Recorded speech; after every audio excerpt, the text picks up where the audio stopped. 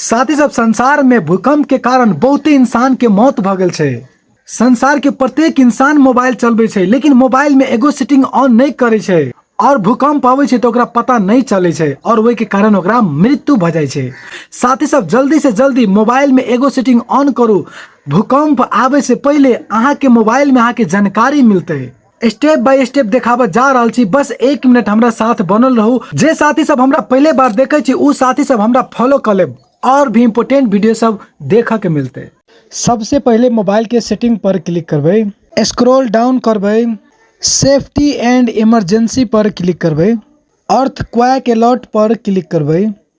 Earthquake alert साथी सब अभी हमरा मोबाइल में ऑफ छै, अहूँ के मोबाइल में ऑफ होते एके एना के ऑन कर देवे। जब भी भूकंप होते तब भी अहाँ के मोबाइल में अलर्ट होते, अहाँ के मोबाइल में जानकारी देते कि भूकंप आवे वाला समय चल आयल छै, भूकंप आबही वाला छै। एहन नोटिफिकेशन अहाँ के मोबाइल में चल अतै, जै के कारण से अहाँ सुरक्षित ठाव में पुग जेबै और अपन जान जुगावे में सक्षम होबै। वीडियो के लाइक कर देबै और ज़्यादा से ज़्यादा शेयर करके सभे साथी सबके जानकारी दे देबै। धन्यवाद।